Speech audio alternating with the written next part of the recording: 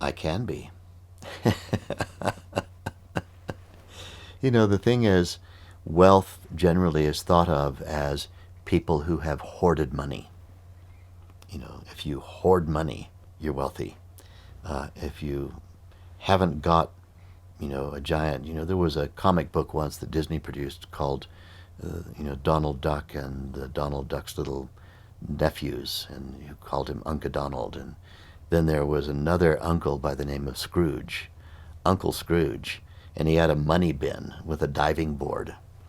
And he used to go and, take regular dives into all the gold coins and jewelry and gems and everything in his money bin and swim around in all of the dollars.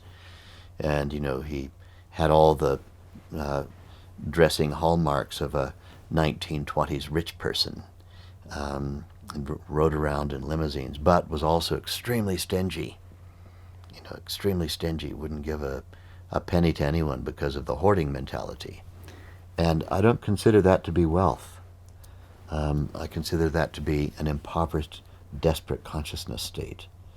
When I have to have more money than I personally could ever spend in my lifetime, even in an emergency, or maybe more than an entire village of people could spend in their entire lifetime. This hoarding mentality is impoverished consciousness. It's an impoverished consciousness. And it's not spirituality.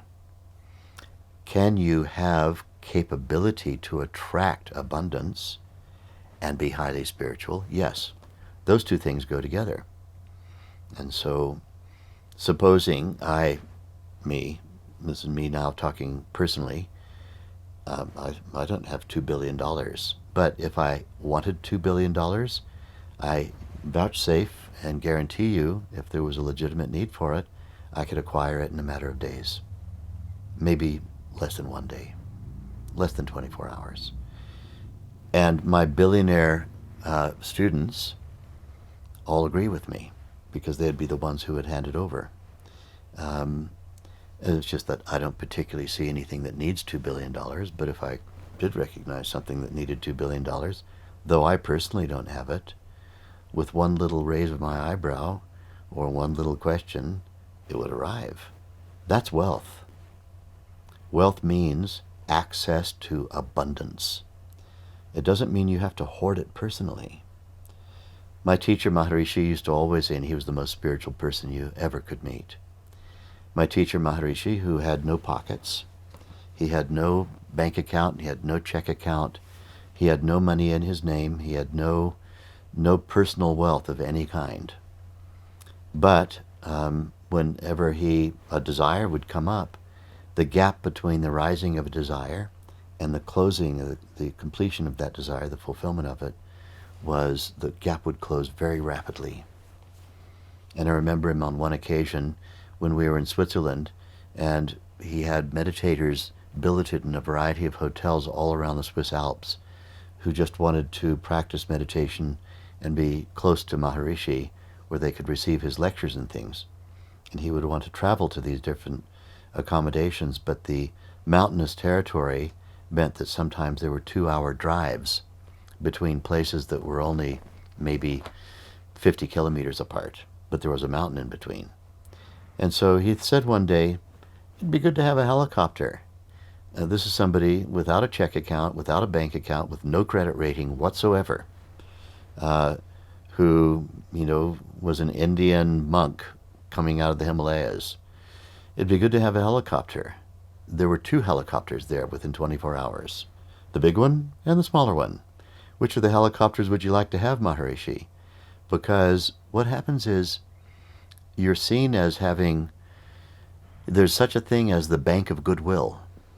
The goodwill that people have for you is your real wealth. This is your best bank account. The bank account of goodwill. You have a world of people who consider they want to do their part to play a role in the way that high level of knowledge gets out to the world. Then they're competing with each other. And so the wealthy person who offered the big helicopter and the wealthy person who offered the small helicopter were competing with each other. One of them ended up being a little bit sad and hurty-poos that their helicopter didn't get chosen by Maharishi. He chose the smaller one, by the way. Yeah, but there was a helicopter there within 24 hours. And after that, Maharishi rode around in this helicopter, and it was a worthwhile thing because rather than spending 2 hours in a car going 50 kilometers, one could just hop over the mountain and be from one place to the next. That, to me, is true wealth. That's abundance mentality. Do you have to personally hoard it, protect it, control it? If you have to do that, you're impoverished. So can you be spiritual and be wealthy? I think you can only be truly wealthy if you are spiritual.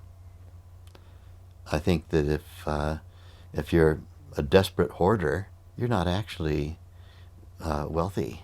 You're impoverished. You're afraid of losing everything. And one of my clients came to me once and said, I said, what is your goal? And he said, wealth maintenance. And I said, you've already lost it then. Wealth maintenance. If that's your goal, it's already gone. It's just a matter of time.